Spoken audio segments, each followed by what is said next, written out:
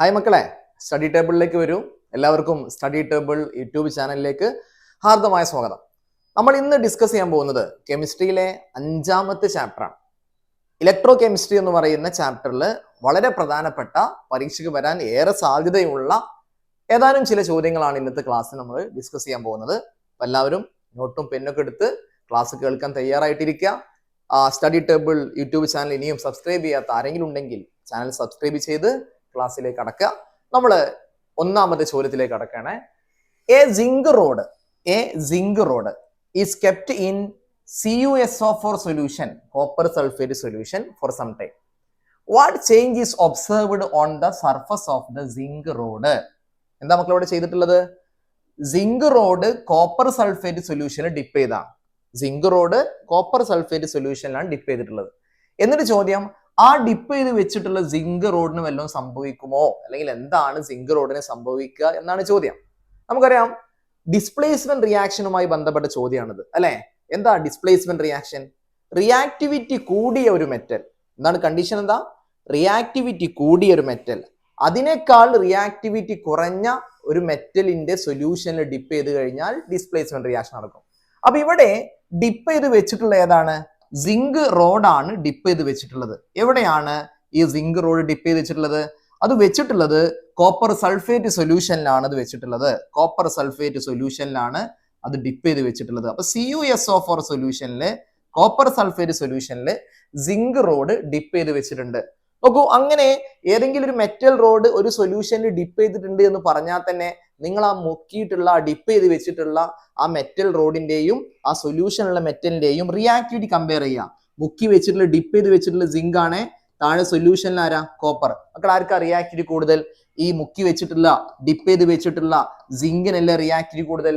Okay, അപ്പൊ reactivity കൂടിയ zinc അതിനേക്കാൾ റിയാക്ടിവിറ്റി കുറഞ്ഞ കോപ്പറിന്റെ ഏതെങ്കിലും ഒരു സൊല്യൂഷൻ, കോപ്പറിന്റെ ഏതെങ്കിലും സൊല്യൂഷൻ ആയി മതി കേട്ടോ. കോപ്പർ സൾഫേറ്റിന് ആവണമെന്നില്ല, കോപ്പറിന്റെ ഏത് കോമ്പൗണ്ട് ആവാം. അങ്ങനെ ഒരു അതിനേക്കാൾ റിയാക്ടിവിറ്റി കുറഞ്ഞ ഒരു മെറ്റലിന്റെ സൊല്യൂഷൻ ഡിപ്പ് ചെയ്താൽ സ്വാഭാവികമായും ഡിസ്പ്ലേസ്മെന്റ് റിയാക്ഷൻ നടക്കും.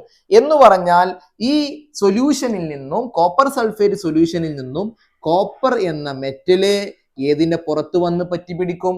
സിങ്ക് എന്ന് പറയുന്ന ആ ഡിപ്പ് ചെയ്ത് വെച്ച മെറ്റലിന്റെ പുറത്ത് വന്ന് ഡെപ്പോസിറ്റ് ചെയ്യുന്നു. അതാണ് ഡിസ്പ്ലേസ്മെന്റ് റിയാക്ഷൻ. അപ്പൊ സ്വാഭാവികമായും ഈ സിങ്ക് റോഡിന്റെ പുറത്ത് കോപ്പർ വന്ന് ഡിപ്പ് ചെയ്യാണ്, അല്ല കോപ്പർ വന്ന് എന്ത് ചെയ്യാണ്? ഡെപ്പോസിറ്റ് ചെയ്യാൻ മക്കളെ. അപ്പൊ സിങ്ക് റോഡ് എന്ന് പറയുമ്പോൾ പ്രത്യേകിച്ച് ഒരു കളർ ഒന്നും നമുക്ക് പറയാനില്ല. എന്നാൽ സിങ്കിന്റെ പുറത്ത് കോപ്പർ ഒന്ന് ഡെപ്പോസിറ്റ് ചെയ്താലോ?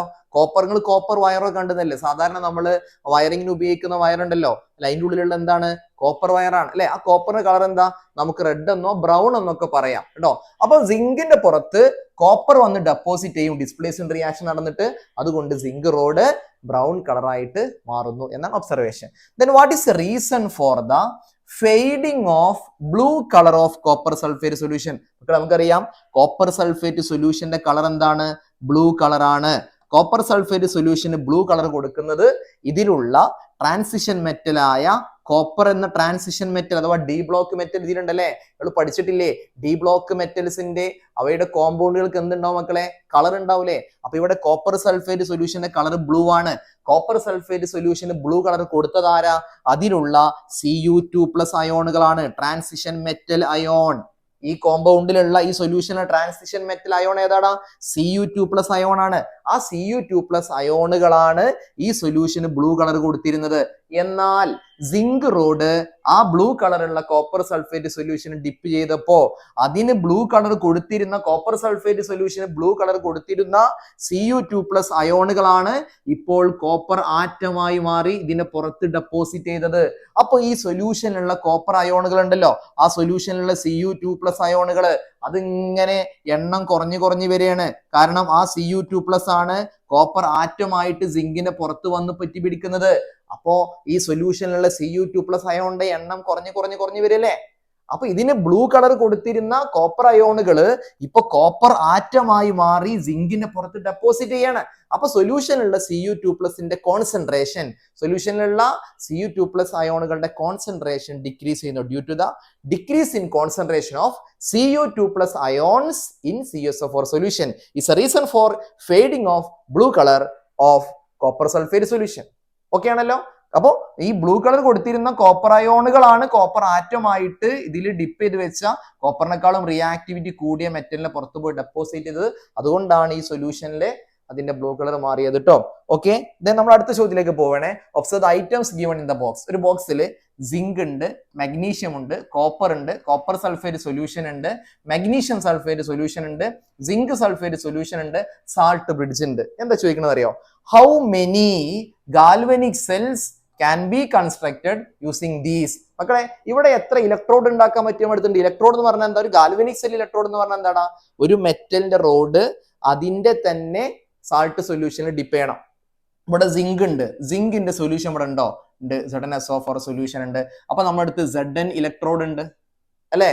Mg ഉണ്ട്, Mg യുടെ സൊല്യൂഷൻ ഉണ്ടോ? ഉണ്ട്. MgSO4 ഉണ്ട്. അപ്പൊ നമ്മുടെ അടുത്ത് Mg ഇലക്ട്രോഡും ഉണ്ട്. കോപ്പർ ഉണ്ട്, കോപ്പറിന്റെ സൊല്യൂഷൻ ഉണ്ടോ? ആ ഉണ്ട്. കോപ്പർ സൾഫേറ്റ് സൊല്യൂഷൻ ഉണ്ട്. അപ്പൊ നമ്മുടെ അടുത്ത് കോപ്പർ ഇലക്ട്രോഡും ഉണ്ട്. അപ്പൊ നമ്മുടെ അടുത്ത് 3 ഇലക്ട്രോഡ് ഉണ്ട് കേട്ടോ. നമ്മൾ ചോദിക്കുന്നത് ഈ 3 ഇലക്ട്രോഡ് ഉപയോഗിച്ചുകൊണ്ട് നിങ്ങൾക്ക് എത്ര ഗാൽവനിക് സെൽ ഉണ്ടാക്കാം? നമ്മൾ നോക്കി, സിങ്കും മഗ്നീഷ്യം ഉപയോഗിച്ച് നമുക്ക് ഒരു ഗാൽവനിക് സെൽ ഉണ്ടാക്കിക്കൂടെ? ഉണ്ടാക്കാം. സിങ്കും കോപ്പറും ഉപയോഗിച്ച് നമുക്കൊരു ഗാൽവനിക് സെൽ ഉണ്ടാക്കിക്കൂടെ? രണ്ടാമത്തെ ഒരു ഗാൽവനിക് സെൽ ഉണ്ടാക്കി. മഗ്നീഷ്യവും കോപ്പറും ഉപയോഗിച്ച് നമുക്കൊരു ഗാൽവനിക് സെൽ ഉണ്ടാക്കിക്കൂടെ? ഉണ്ടാക്കി. ഓക്കെ, അപ്പൊ നമ്മൾ എത്ര സെൽ ഉണ്ടാക്കിയടാ? 3 ഗാൽവനിക് സെൽ നമുക്ക് ഉണ്ടാക്കാം കേട്ടോ. Okay, 3 galvanic cell, zinc magnesium, zinc copper, magnesium zinc, ഇങ്ങനെ 3 ഗാൽവനിക് സെൽ ഉണ്ടാക്കാം. അടുത്തത്, which galvanic cell has the highest value of voltage? മക്കളെ, നിങ്ങൾക്ക് കുറെ ഇലക്ട്രോഡുകൾ തന്നു തരുക, കുറെ മെറ്റൽസിന്റെ ഇലക്ട്രോഡ് തന്നു തരുക. അങ്ങോട്ട് പറയാണ്, ഇതിൽ നിങ്ങൾക്ക് ഇഷ്ടമുള്ള ഏതെങ്കിലും 2 ഇലക്ട്രോഡ് എടുത്തോളി. പക്ഷെ എന്താ കണ്ടീഷൻ? നിങ്ങൾ ഉണ്ടാക്കുന്ന ഗാൽവനിക് സെല്ലിൽ ഏറ്റവും കൂടുതൽ വോൾട്ടേജ് കിട്ടണം. വോൾട്ടേജ് ഏറ്റവും കൂടിയ ഗാൽവനിക് സെല്ലാണ് നിങ്ങൾ ഉണ്ടാക്കേണ്ടത്. നിങ്ങൾക്ക് ഇഷ്ടമുള്ള ഇലക്ട്രോഡ് ഉപയോഗിക്കാം എന്ന് പറഞ്ഞാൽ നിങ്ങൾ ചെയ്യേണ്ടത് എന്താ അറിയോ? തന്നിട്ടുള്ള ഇലക്ട്രോഡുകൾ ഉണ്ടല്ലോ, തന്നിട്ടുള്ള മെറ്റൽസിന്റെ ഇലക്ട്രോഡുകൾ ഉണ്ടല്ലോ, ആ ഇലക്ട്രോഡുകളിൽ ഏറ്റവും റിയാക്ടിവിറ്റി കൂടിയ മെറ്റൽ ഇലക്ട്രോഡ് എടുക്കുക, ഏറ്റവും റിയാക്ടിവിറ്റി കുറഞ്ഞ മെറ്റൽ ഇലക്ട്രോഡ് എടുക്കുക. ഇവിടെ നമ്മുടെ അടുത്ത് സിങ്ക്, മഗ്നീഷ്യം, കോപ്പർ, ആർക്കാണ് റിയാക്ടിവിറ്റി കൂടുതൽ? ഈ 3 എണ്ണത്തിൽ ആരാണ് റിയാക്ടിവിറ്റി സീരീസിൽ മുകളിൽ വരുന്നത്? അത് മഗ്നീഷ്യം അല്ലേ മക്കളെ? അത് മഗ്നീഷ്യം അല്ലേ? മഗ്നീഷ്യം താഴല്ലേ ബാക്കി എല്ലാവരും വരുന്നത്.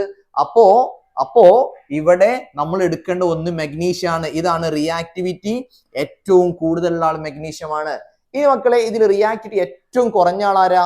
ഈ തന്നിട്ടുള്ള കൂടുതൽ റിയാക്ടിവിറ്റി ഏറ്റവും കുറഞ്ഞ ആരാണ്? കോപ്പർ ആണ്. ഈ കോപ്പർ ആണ് നമ്മൾ റിയാക്ട് ഏറ്റവും കുറഞ്ഞ ആളാണ് മറ്റൊന്ന് എടുക്കേണ്ടത്.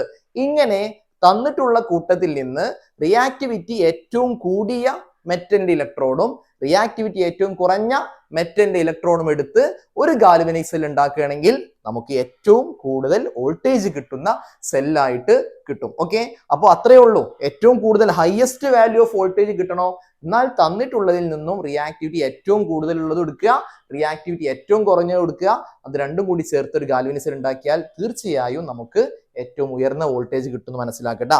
Right the chemical equation of the reaction occurring at the anode of the cell with the highest value of voltage. അപ്പൊ നമ്മൾ പറഞ്ഞു, മഗ്നീഷ്യവും കോപ്പറും ഉപയോഗിച്ച് റിയാക്ട് ഏറ്റവും കൂടിയ മഗ്നീഷ്യവും റിയാക്ടിവിറ്റി ഏറ്റവും കുറഞ്ഞ കോപ്പറും ഉപയോഗിച്ച് ഒരു സെല്ല് നിർമ്മിച്ചാലാണ് നമുക്ക് ഹയസ്റ്റ് വോൾട്ടേജ് കിട്ടുക എന്ന് പറഞ്ഞല്ലേ. എന്നിട്ട് നമ്മോട് ചോദ്യം, നിങ്ങൾ അങ്ങനെ ഹയസ്റ്റ് വാല്യൂ ഓഫ് വോൾട്ടേജിലുള്ള സെല്ലുകൾ ഉണ്ടാക്കിയല്ലോ, ആ സെല്ലിൽ നടക്കുന്ന ആനോഡിലെ റിയാക്ഷൻ എഴുതാം. ഏത് റിയാക്ഷൻ മക്കളെ? ആനോഡ്. ഇവിടെ റിയാക്ടിവിറ്റി കൂടിയതല്ലേ ആനോഡ്. മഗ്നീഷ്യമാണ് റിയാക്ടിവിറ്റി കൂടുതലുള്ള ആള്. ആനോഡിൽ എന്താ നടക്കുക? ആന ഓടുന്നു, മീൻസ് ആനോഡിൽ ഓക്സിഡേഷൻ ആണ് നടക്കുക. ആനോഡിൽ എന്താ? ഓക്സിഡേഷൻ. എന്താ ഓക്സിഡേഷൻ? ഓടിപ്പോവുക, ഇലക്ട്രോൺ ഓടിപ്പോവുക, മീൻസ് ഇലക്ട്രോണിനെ ഡൊണേറ്റ് ചെയ്യുക അല്ലെ. അപ്പൊ നമ്മൾ മഗ്നീഷ്യത്തിന് ഓക്സിഡേഷൻ നടക്കുന്ന ഇക്വേഷൻ എഴുതാൻ പോവുക കേട്ടോ. ഓക്സിഡേഷൻ എഴുതുമ്പോൾ എപ്പോഴും ചാർജ് ഇല്ലാതെ തുടങ്ങുക. ഉടൻ ആരോ മാർക്ക് ഗീവ്സ്.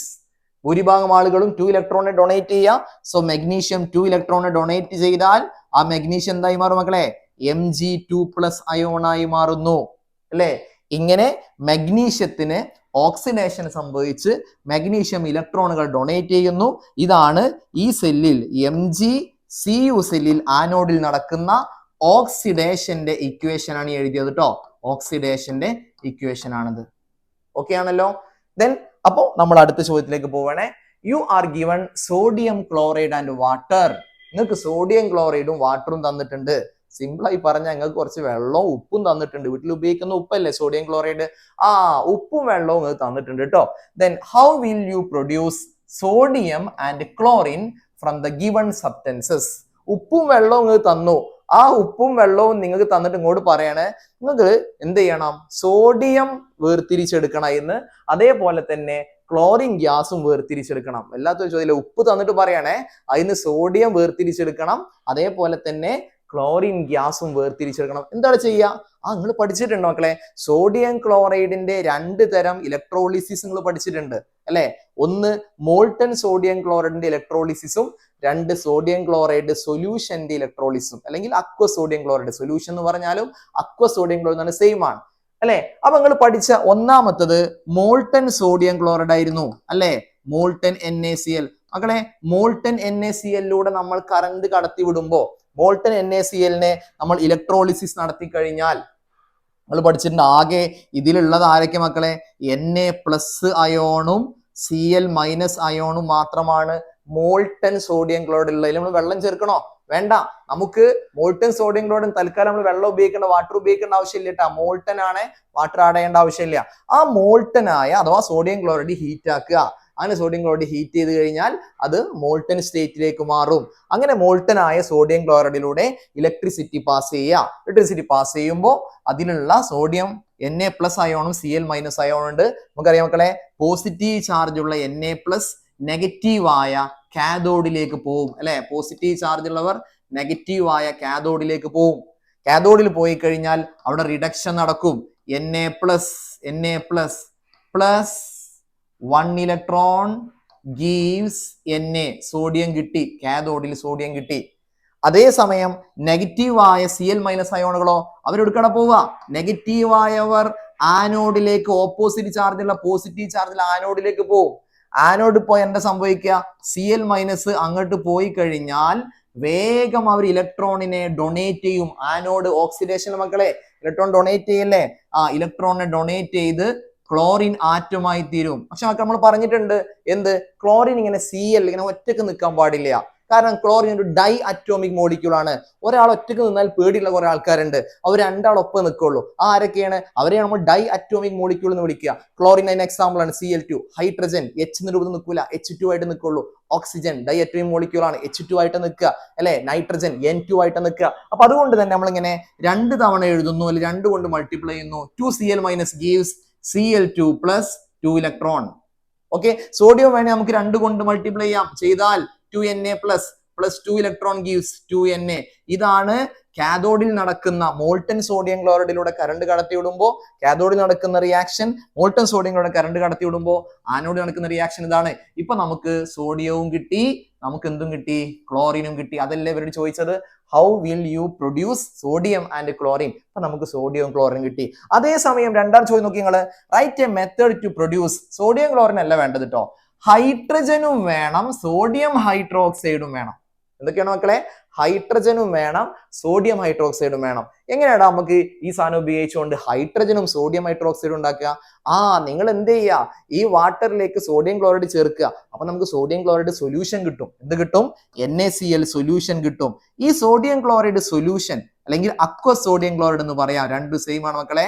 ഈ സോഡിയം ക്ലോറൈഡ് സൊല്യൂഷനിലേക്ക് നിങ്ങൾ എന്ത് ചെയ്യുക? കറണ്ട് പാസ് ചെയ്യുക, ഇലക്ട്രിസിറ്റി പാസ് ചെയ്യുക. എന്ന് പറഞ്ഞാൽ സോഡിയം ക്ലോറൈഡ് സൊല്യൂഷനെ എന്ത് നടത്തുക?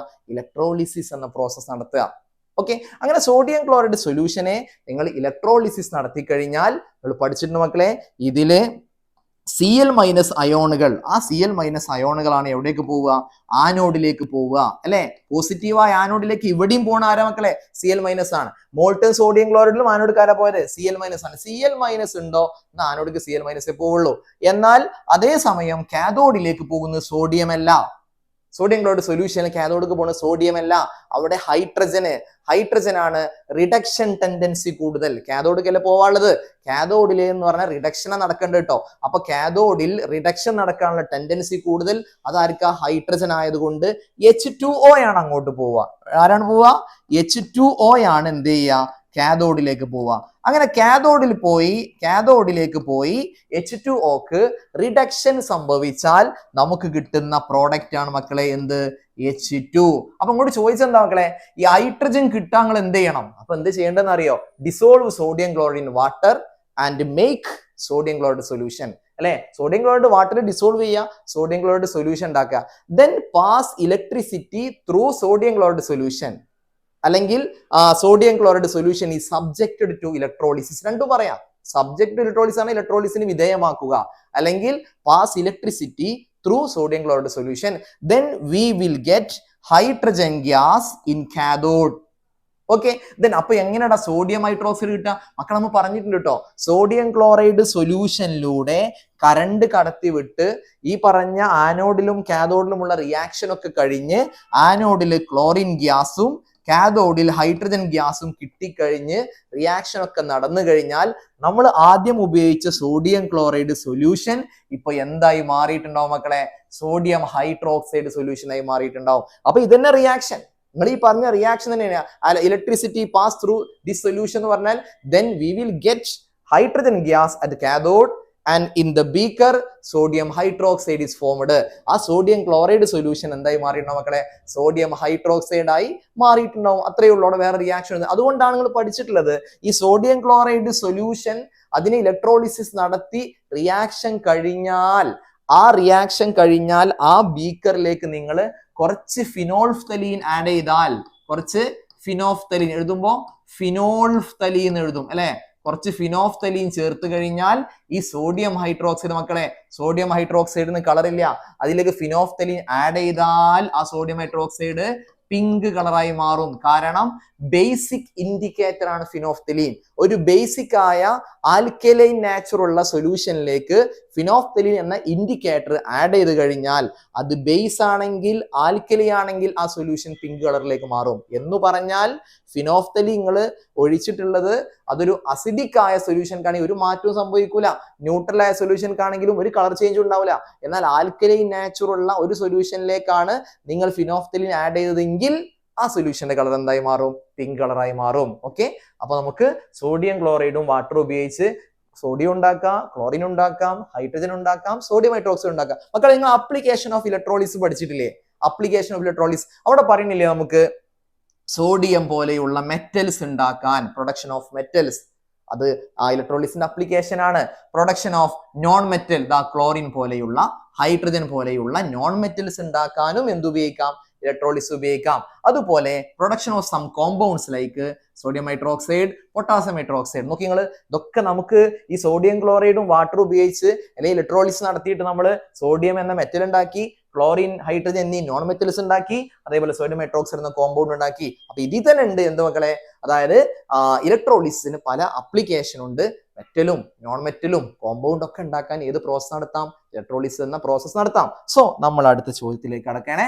A galvanic cell is made using zinc and copper as electrode.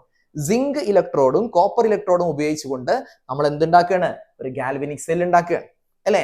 Right the name of this galvanic cell. മക്കളെ, നമുക്കറിയാം സിങ്കും കോപ്പറും ഉപയോഗിച്ച് നിർമ്മിക്കുന്ന ഗാൽവനിക് സെല്ലിനെയാണ് നമ്മൾ എന്ത് വിളിക്കുക? ഡാനിയൽ സെൽ എന്ന് വിളിക്കുക. എന്ത് വിളിക്കുക? Daniel cell. സിങ്കും കോപ്പറും ചേർത്ത് നിർമ്മിക്കുന്ന സെല്ലിനെ വിളിക്കുന്ന പേരാണ് ഡാനിയൽ സെൽ. അല്ലാതെ ഏത് ഇലക്ട്രോഡ് ഉപയോഗിച്ച് ഒരു ഗാൽവനിക് സെൽ ഉണ്ടാക്കിയാലും അതിനെന്ത് വിളിക്കൂല? ഡാനിയൽ സെൽ എന്ന് വിളിക്കൂല. ഡാനിയൽ സെല്ല് ഗാൽവനിക് സെല്ലിന് എക്സാമ്പിൾ ആണ് അല്ലെ? എങ്ങനെ? സിങ്ക് ഇലക്ട്രോഡും കോപ്പർ ഇലക്ട്രോഡും ഉപയോഗിച്ചാണ് നിങ്ങൾ ഒരു ഗാൽവനിക് സെൽ ഉണ്ടാക്കുന്നതെങ്കിൽ അതെന്താണ്? നമ്മൾ ഡാനിയൽ സെൽ എന്നാണ് വിളിക്കട്ട. Then at which electrode does oxidation take place? മക്കളെ, ഓക്സിഡേഷൻ ആരാ? ഓക്സിഡേഷൻ. ആനയാണ് ഓടുക, ആന ചാടൂല, ആന ഓടുക ചെയ്യുക അല്ലെ? അപ്പൊ ആനോഡിലാണ് ഓക്സിഡേഷൻ. ആന എന്ന് പറയുമ്പോൾ തന്നെ എന്താ ഓർക്കേണ്ടത്? ശക്തി കൂടിയ ജീവി അല്ലെ? അപ്പൊ റിയാക്ടിവിറ്റി കൂടിയ ആളാണ് എപ്പോഴും എന്തായി ആക്ട് ചെയ്യുള്ളൂ? ആനോഡ് ആക്ട് ചെയ്യുള്ളൂ. അങ്ങനെ ഇവിടെ സിങ്കും കോപ്പറും ഉണ്ട്. ആർക്കാണ് റിയാക്ടിവിറ്റി കൂടുതൽ? റിയാക്ടിവിറ്റി സീരീസിൽ മുകളിൽ വരുന്ന ആള് സിങ്ക് എന്ന് പറഞ്ഞാൽ താഴത്തുനിന്ന് ഇങ്ങോട്ട് മൂന്നാമത്തെ ആളാ അല്ലെ? അവസാനത്ത് ഇങ്ങോട്ട് പോകുമ്പോൾ മൂന്നാമത്തെ ആളാണ് കോപ്പർ. കോപ്പറിന് താഴെ പിന്നെ ആരാ ഉള്ളതാകെ? ആ സിൽവറും അതേപോലെ തന്നെ ഗോൾഡും ഉള്ളൂ. മീൻസ് കോപ്പറിന് താഴെ മെർക്കുറി കഴിഞ്ഞാൽ സിൽവറും ഗോൾഡ്. താഴത്ത് ഇങ്ങോട്ട് നാലാമത്തെ ആളാണ് ആര്? കോപ്പർ. അപ്പോ കോപ്പർ ഒരുപാട് താഴെയാണ്, എന്നാൽ അതേസമയം മുകളിലാണ് ആര്? സിങ്ക്. അപ്പൊ സിങ്കിനാണ് റിയാക്ടിവിറ്റി കൂടുതൽ. അപ്പൊ സിങ്ക് ആയിരിക്കും ആനോഡ്. സിങ്കിലാണ് ഓക്സിഡേഷൻ ഇലക്ട്രോണെ ഡൊണേറ്റ് ചെയ്യലാണ്, ഓടിപ്പോവലാണ് മക്കളെ. അപ്പോ at which electrode does oxidation takes place? Reactivity കൂടിയ സിങ്കിലാണ് എന്ത് നടക്കുക? ഓക്സിഡേഷൻ എന്ന് പറയുന്ന പ്രോസസ് നടക്കുക. Then write the equation of redox reaction taking place in the cell. ഈ സെല്ലിൽ നടക്കുന്ന ഈ സെല്ലിൽ ഇലക്ട്രിസിറ്റി പ്രൊഡ്യൂസ് ചെയ്യാൻ കാരണമാകുന്ന റിഡോക്സ് റിയാക്ഷന്റെ ഇക്വേഷൻ എഴുതാനാണ് പറഞ്ഞത്. എന്ത്? റിഡോക്സ് റിയാക്ഷന്റെ ഇക്വേഷൻ എഴുതാം. മക്കളെ റിഡോക്സ് റിയാക്ഷന്റെ ഇക്വേഷൻ പറഞ്ഞാൽ എഴുതാം ഓക്സിഡേഷന്റെ ഇക്വേഷനും അതേപോലെ തന്നെ റിഡക്ഷന്റെ ഇക്വേഷൻ കൂടി കൂട്ടിച്ചേർത്ത് എഴുതിയ റിഡോക്സ് റിയാക്ഷൻ ആവും. വളരെ സിമ്പിൾ അല്ലേ? നമ്മൾ ഇവിടുത്തെ ഓക്സിഡേഷന്റെ ഇക്വേഷൻ എഴുതട്ടോ ആദ്യം. അത് രണ്ടും എഴുതിയാൽ മാത്രമേ നമുക്ക് റിഡോക്സ് റിയാക്ഷന്റെ ഇക്വേഷൻ എഴുതാൻ പറ്റുള്ളൂ. ഓക്സിഡേഷൻ എന്ന് പറഞ്ഞാൽ റിയാക്ടിവിറ്റി കൂടിയ സിങ്ക് അതിന് ഓക്സിഡേഷൻ സംഭവിച്ച് 2 ഇലക്ട്രോൺ അത് ഡൊണേറ്റ് ചെയ്യുന്നു. അങ്ങനെ Zn2+ ആയി മാറുന്നു. ഇതാണ് ആനോഡിൽ നടക്കുന്ന ഓക്സിഡേഷന്റെ ഇക്വേഷൻ അല്ലെ? ആനോഡിൽ നടക്കുന്ന ഓക്സിഡേഷന്റെ ഇക്വേഷൻ. ഇനി കാഥോഡിൽ നടക്കുന്ന റിഡക്ഷന്റെ ഇക്വേഷൻ നമുക്ക് എഴുതി നോക്കാം. കാഥോഡിൽ നടക്കുന്ന റിഡക്ഷന്റെ ഇക്വേഷൻ, റിയാക്റ്റീവ് കുറഞ്ഞത് കോപ്പർ അല്ലേ? ആ കോപ്പറിന്റെ അയോണുകൾ ഇലക്ട്രോണുകളെ ആക്സെപ്റ്റ് ചെയ്യാണ്. കോപ്പറിന്റെ അയോണുകൾ ഇലക്ട്രോണിനെ ആക്സെപ്റ്റ് ചെയ്യാണ്. അങ്ങനെ കോപ്പർ ആറ്റമായിട്ട് മാറുകയാണ്. ഇതാണ് റിഡക്ഷന്റെ ഇക്വേഷൻ. മക്കളെ ഈ രണ്ട് ഇക്വേഷനും കൂടി ഒരുമിച്ച് കമ്പൈൻ ചെയ്ത് എഴുതിയാലാണ് നമുക്ക് എന്തിന്റെ ഇക്വേഷൻ കിട്ടുക? റിഡോക്സ് റിയാക്ഷന്റെ ഇക്വേഷൻ കിട്ടുക. അതെങ്ങനെ എഴുതുക? ഇലക്ട്രോണുകളുടെ എണ്ണം വെട്ടിപ്പോയതായി സങ്കല്പിക്കുക. അവിടെയും 2 ഇലക്ട്രോൺ അവിടെയും 2 ഇലക്ട്രോൺ വെട്ടിപ്പോയിട്ടോ. ഇനി ഒന്നാമത്തെ ഇക്വേഷനിൽ ഗീവ്സ് ആരോ മാർക്കിന് മുമ്പിൽ ആരാ ഉള്ളത് മക്കളെ? Zn. അത് എഴുതി. ഇനി ഇവിടെ ഗീവ്സിന് മുമ്പിൽ ഇനി ആരും ഇല്ലല്ലോ. അടുത്ത ഇക്വേഷനിൽ ആരോ മാർക്ക് ഗീവ്സ് എന്നതിന് മുമ്പിൽ ഇനി ആരാ ഉള്ളത്? ഇവിടെ Cu2+ ഉണ്ട് കേട്ടോ. അപ്പൊ ഞാൻ Cu2+ എഴുതി. ഇനി ആരോ മാർക്കിന് മുമ്പിൽ ആരും ഇല്ലല്ലോ. സോ ഗീവ്സ് ആരോ മാർക്ക് നമ്മൾ ഇട്ടു ഗീവ്സ്. ഒന്നാമത്തെ ഇക്വേഷൻ ആരോ മാർക്കിന് ശേഷം Zn2+ ഉണ്ട്. രണ്ടാമത്തെ ഇക്വേഷൻ ആരോ മാർക്കിന് ശേഷം ആരുണ്ട്? Cu ഉണ്ട്. അപ്പൊ നമ്മൾ ചാർജ് ഇല്ലാത്ത Cu ആദ്യം എഴുതി, പ്ലസ് പിന്നെ ചാർജ് ഉള്ള Zn2+ എഴുതി. മക്കളെ ഈ ആരോ മാർക്ക് ശേഷം ഇവർ അങ്ങോട്ടും ഇങ്ങോട്ടും മാറി എന്ന് കരുതി നമ്മളെ ആൻസറിൽ മാറ്റൊന്നും വരില്ല കേട്ടോ. ഇവർ അങ്ങോട്ടും ഇങ്ങോട്ട് മാറിച്ചിട്ട് കുഴപ്പമൊന്നുമില്ല. ആരോ മാർക്കിന്റെ ഇപ്പുറത്തുള്ള ആൾക്കാർ ഗീവ്സിന്റെ അപ്പുറത്തേക്ക് പോകരുത് എന്നതാണ്. അപ്പൊ ഓക്സിഡേഷന്റെയും റിഡക്ഷന്റെയും ഇക്വേഷൻസ് ചേർത്ത് എഴുതിയിട്ടാണ് നമ്മൾ എന്തുണ്ടാക്കാറുള്ളത്? റിഡോക്സ് റിയാക്ഷന്റെ ഇക്വേഷൻ എഴുതാറുള്ളത് എന്ന് മനസ്സിലാക്കി ഏത് സെല്ല് തന്നാലും റിഡോക്സ് റിയാക്ഷൻ എഴുതാൻ കഴിയണം എന്ന് ഓർമ്മിക്കുകയാണ്. ഇനി നമ്മൾ അടുത്ത ചോദ്യത്തിലേക്ക് പോവുകയാണെ. 5ാമത്തെ ചോദ്യം. In a galvanic cell Cu act as cathode. ആരാ മക്കളെ കാഥോഡായി ആക്ട് ചെയ്യുന്നത്? കോപ്പർ. Cu കാഥോഡായിട്ട് ആക്ട് ചെയ്യാണ്. And the reaction takes place at anode is. Anode നടക്കുന്ന റിയാക്ഷൻ നോക്കി നിങ്ങൾ. Al gives Al3++3 ഇലക്ട്രോൺ എന്ന് പറഞ്ഞാൽ അതിന് എന്താ മനസ്സിലാക്കേണ്ട മക്കളെ? ആനോഡ് ആരാണ്? അലുമിനിയം ആണ്. ആനോഡ് ആരാ മക്കളെ? അലുമിനിയം ആണ് ആനോഡ്. കാഥോഡ് ആരാ മക്കളെ? കോപ്പർ ആണ്. ആയിക്കോട്ടെ. അപ്പോ കാഥോഡ് കോപ്പർ ആണെന്നും പറഞ്ഞു, ആനോഡ് അലൂമിനിയം ആണെന്ന് ഡയറക്റ്റ് ആയിട്ട് പറയാതെ അലുമിനിയത്തിന് ഓക്സിഡേഷൻ നടക്കുന്ന അലുമിനിയം ഇലക്ട്രോണുകളെ വിട്ടുകൊടുക്കുന്ന പ്രോസസ്സിന്റെ കെമിക്കൽ ഇക്വേഷനും അവിടെ തന്നു. ഓക്കെ ആണല്ലോ? അതിന് നമുക്ക് ആനോഡ് അലുമിനിയം എന്ന് മനസ്സിലായില്ലേ? ദെൻ എന്താ ചോദ്യം? Which salt solution is to be taken along with aluminium electrode. മക്കളെ അലുമിനിയം ഇലക്ട്രോഡ് എന്ന് പറഞ്ഞു കഴിഞ്ഞാൽ അലുമിനിയം റോഡ് അലുമിനിയത്തിന്റെ ഒരു സൊല്യൂഷനിൽ ഡിപ്പ് ചെയ്താലല്ലേ അലുമിനിയം ഇലക്ട്രോഡായി മാറുള്ളൂ. അപ്പൊ നമ്മൾ പഠിച്ചിട്ടുണ്ട് ഒരു മെറ്റലിന്റെ റോഡ് ആ മെറ്റലിന്റെ ഏതെങ്കിലും ഒരു സാൾട്ടിന്റെ സൊല്യൂഷനിൽ ഡിപ്പ് ചെയ്താൽ മതി. അത് സൾഫേറ്റിന് എപ്പോഴും ആവണം നിർബന്ധമൊന്നുമില്ല. നമ്മൾ സിങ്ക് സൾഫേറ്റും കോപ്പർ സൾഫേറ്റും ഒക്കെ എടുക്കാറുണ്ടല്ലേ. അതേപോലെ തന്നെ നമ്മൾ സിൽവർ ആണ് എടുക്കുന്നതെങ്കിൽ സൾഫേറ്റ് ആണ് മക്കൾ എടുത്തിരുന്നത്. ടെക്സ്റ്റൈൽ എക്സാമ്പിൾസ് ഒക്കെ എങ്ങനെയാണ്? സിൽവർ ആവുമ്പോൾ നമ്മൾ AgSO4 ആണ് എടുത്തത്, AgNO3. എന്നെ പറഞ്ഞു കഴിഞ്ഞാല് സിൽവറിന്റെ നൈട്രേറ്റ് സാൾട്ട് ആണ് നമ്മൾ എടുത്തിരുന്നത്. അപ്പൊ സൾഫേറ്റിന് എപ്പോഴും ആവണമെന്നൊന്നുമില്ല കേട്ടോ. അപ്പൊ അലുമിനിയത്തിന്റെ നമുക്ക് വേണമെങ്കിൽ അലുമിനിയം സൾഫേറ്റ് എടുക്കാം, അല്ലെങ്കിൽ അലുമിനിയം ക്ലോറൈഡ് എടുക്കാം, അലുമിനിയം ഫ്ലൂ ഏതെങ്കിലും ഒന്ന് എടുത്താൽ മക്കളെ നമുക്ക് സൾഫേറ്റിന് ആയിക്കോട്ടെ അല്ലെ. ഇവിടെ സൾഫേറ്റ് ആകുമ്പോൾ ശ്രദ്ധിക്കേണ്ട സംഗതി ഉണ്ട്. നമ്മൾ ഈ ZnSO4 എന്നൊക്കെ എഴുതുമ്പോൾ ഇതിന്റെ വാലൻസി ഒന്നും ഇവിടെ കാണാറില്ല അല്ലെ. വാലൻസി ഇവിടെ കാണാറുണ്ടോ? പക്ഷെ നിങ്ങൾക്ക് അറിയാം SO4ന്റെ വാലൻസി 2 ആണ്, സിങ്കിന്റെ വാലൻസി 2 ആണ്. ആ വാലൻസി പരസ്പരം മാറ്റി എഴുതി വെട്ടിച്ചെറുതാക്കി പോകുന്നത് കൊണ്ടാണ് Zn1SO4 എന്ന് എഴുതുന്നതിന് പകരം എന്തായത് ZnSO4 എന്ന് മാത്രം നമ്മൾ എഴുതുന്നുള്ളത് അറിയാലോ. ഓക്കെ അല്ലേ? എന്നാൽ അലുമിനിയത്തിന്റെ വാലൻസി 3 ആണ്. എന്ന് പറഞ്ഞാൽ അലുമിനിയത്തിന്റെ സൾഫേറ്റിലാണ് എടുക്കുന്നതെങ്കിൽ സൾഫേറ്റ് എന്ന് പറഞ്ഞാൽ SO4 അല്ലേ. സൾഫേറ്റ് എന്ന് പറഞ്ഞാൽ SO4 അല്ലേ. ഇത് അലുമിനിയം സൾഫേറ്റ് കേട്ടോ. അലുമിനിയത്തിന്റെ വാലൻസി തരാം മക്കളെ. അലുമിനിയത്തിന്റെ വാലൻസി 3 ആണ്, 2 അല്ല 3 ആണ്. So അലുമിനിയത്തിന്റെ valency SO4ന്റെ പുറത്തിടണം. SO4ന്റെ വാലൻസ് എത്രയാടാ? SO4ന്റെ വാലൻസ് 2 ആണ്. അത് എവിടെ ഇടണം? അലുമിനിയത്തിന് താഴെ ഇടണം. ഇനി ഇവിടെ ജസ്റ്റ് എന്താ ചോദിച്ച നമ്മോട് വിച്ച് സാൾട്ട് സൊല്യൂഷൻ അല്ലേ? കെമിക്കൽ ഫോർമുല എങ്ങനെ Al2SO4 ത്രൈസ് എഴുതണം നിർബന്ധമില്ല. നമ്മൾ എന്ത് പറഞ്ഞാൽ മതി? കെമിക്കൽ നെയിം എഴുതിയാൽ മതിടാ. എന്ത്? അലുമിനിയം സൾഫേറ്റ് എന്ന് എഴുതിയാൽ മതി. അലുമിനിയം സൾഫേറ്റ് ഇങ്ങനെ ഈ രൂപത്തിലേക്ക് കെമിക്കൽ ഫോർമുല എഴുതണം എന്നുണ്ടെങ്കിൽ ഇങ്ങനെ ഉണ്ടാവും. അലുമിനിയത്തിന്റെ വാലൻസി ആണ് 3, SO4ന്റെ പുറത്തുണ്ട്. SO4ന്റെ വാലൻസി 2 ആരെ പുറത്തുണ്ട്? ആരെ താഴെയുണ്ട്? അലുമിനിയത്തിന് താഴെ. അപ്പൊ അലുമിനിയം സൾഫേറ്റ്, അലുമിനിയം സൾഫേറ്റ് ആവണമെന്നില്ല, അലുമിനിയം ക്ലോറൈഡ് ആവാം, എന്തും ആയിക്കോട്ടെ, ഒരു കുഴപ്പമില്ല കേട്ടോ. Then if A magnesium road is used instead of copper, ഇവിടെ നമ്മൾ അലുമിനിയം ആണ് ആനോഡ്, അതേപോലെ തന്നെ കോപ്പർ ആണ് കാഥോഡ്. ബി ചോദ്യം എന്താ മക്കളെ?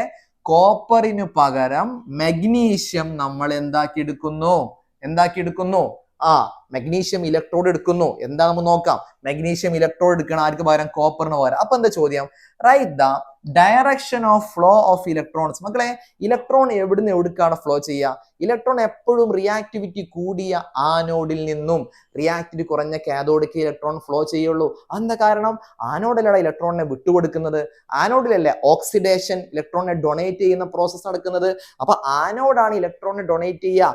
ആ ഇലക്ട്രോണുകളാണ് കോപ്പർ വയറിലൂടെ നമ്മളെ വോൾട്ട്മീറ്റർ അല്ലെങ്കിൽ ഗാൽവനോമീറ്ററിലൂടെ അപ്പുറത്തെ ഇലക്ട്രോണിലേക്ക് പോകുന്നത്. അപ്പൊ എപ്പോഴും റിയാക്ടിവിറ്റി കൂടിയ ആനോഡിന്ന് റിയാക്ടിവിറ്റി കുറഞ്ഞ കാഥോഡിലെ ആ സൊല്യൂഷനിലേക്കാണ് ഇലക്ട്രോണുകൾ ഫ്ലോ ചെയ്യുക. എയിൽ നിന്നും സിയിലേക്ക്. AC എന്ന് പഠിച്ചാൽ മതി. AC എന്ന് പറയുമ്പോൾ എയിൽ ആദ്യം A for anode, C for cathode. ആനോഡിന്ന് കാഥോഡിക്ക് പോകുള്ളൂ. അപ്പൊ നമ്മളോട് പറഞ്ഞെന്താ അറിയോ? അലുമിനിയവും കോപ്പറും എന്നതിന് പകരം അലുമിനിയവും മഗ്നീഷ്യവും ചേർത്ത് സെല്ല് നിർമ്മിക്കുകയാണ്. ഇതാ പറഞ്ഞത്. അപ്പൊ നമ്മൾ നോക്കണം മക്കളെ, അലുമിനിയം മഗ്നീഷ്യം നമ്മൾ നോക്കുമ്പോൾ റിയാക്ടിവിറ്റി സീരീസിൽ ആരാണ് മുകളിൽ? അഥവാ ആർക്കാണ് റിയാക്റ്റീവ് കൂടുതൽ? അലുമിനിയത്തിനാണോ മഗ്നീഷ്യത്തിനാണോ? ഒന്ന് ആലോചിച്ച് നോക്കാണി. ആർക്കടാ? മഗ്നീഷ്യത്തിനാണ് റിയാക്ടിവിറ്റി കൂടുതൽ അല്ലെ? നാലാമത്തെ ആള് പൊട്ടാസ്യവും സോഡിയവും കാൽസ്യവും കഴിഞ്ഞ മഗ്നീഷ്യം. അഞ്ചാമത്തെ ആള് മഗ്നീഷ്യത്തിന് തൊട്ട് താഴെയാണ് ആര് വരിക? അലുമിനിയം വരുന്നത് അല്ലെ? അപ്പൊ മഗ്നീഷ്യത്തിനല്ലേ റിയാക്ടിവിറ്റി കൂടുതൽ. അപ്പൊ മഗ്നീഷ്യം അല്ല മക്കളെ ആനോഡ്, മഗ്നീഷ്യം അല്ല മക്കളെ ആനോഡ്. അപ്പൊ അതിനേക്കാൾ റിയാക്ടിവിറ്റി കുറഞ്ഞ അലുമിനിയം അല്ലേ അപ്പോൾ കാഥോഡ് ആവുക. അപ്പൊ ഇലക്ട്രോണിന്റെ ഫ്ലോ എവിടുന്ന് എവിടുക്കാ നിങ്ങൾ പറയാ? ഇലക്ട്രോണിന്റെ ഫ്ലോ ആനോഡിന്ന് കാഥോഡിലേക്ക് അഥവാ മഗ്നീഷ്യത്തിൽ നിന്ന് അലുമിനിയത്തിലേക്കാണ്. മഗ്നീഷ്യത്തിൽ നിന്ന് അലുമിനിയത്തിലേക്കാണ്.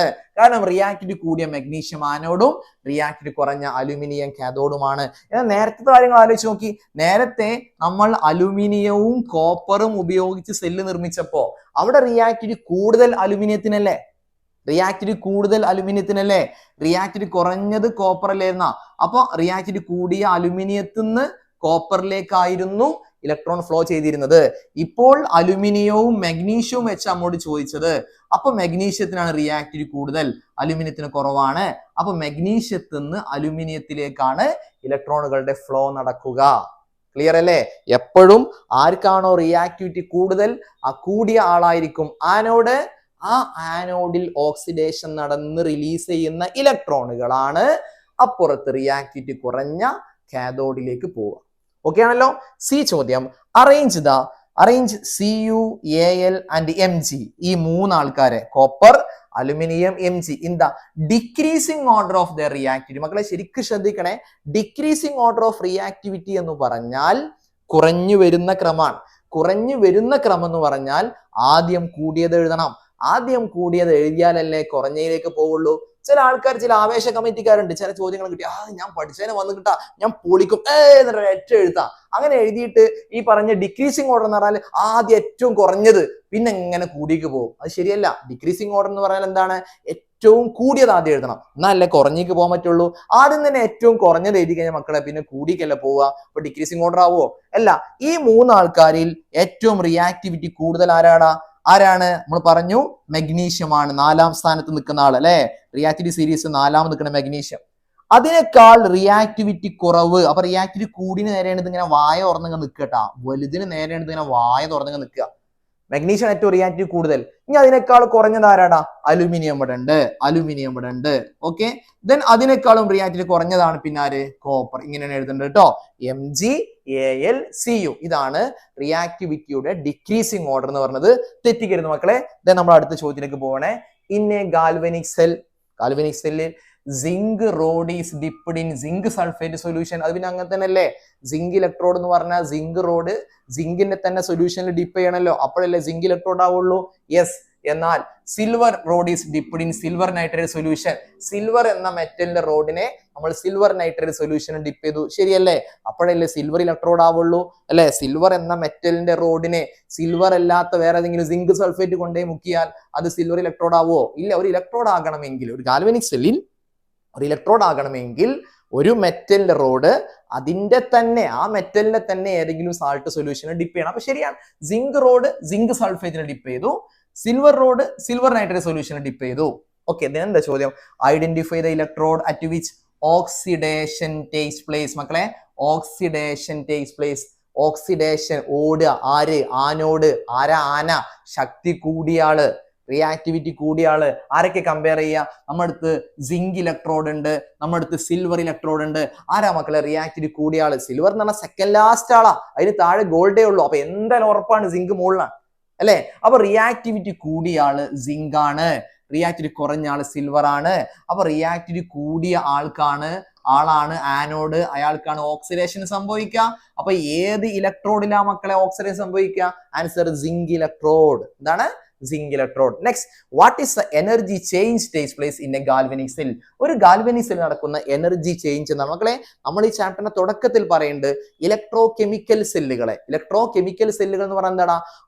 ഇലക്ട്രിസിറ്റിയെ, ഇലക്ട്രിക്കൽ എനർജിയെ കെമിക്കൽ എനർജിയും, കെമിക്കൽ എനർജിയെ ഇലക്ട്രിക്കൽ എനർജി ആക്കി മാറ്റുന്ന സെല്ലുകളെ കോമൺ ആയി വിളിക്കുന്ന പേരാണ് ഇലക്ട്രോ കെമിക്കൽ സെൽ. ആണോ അല്ലേ? ആണ്.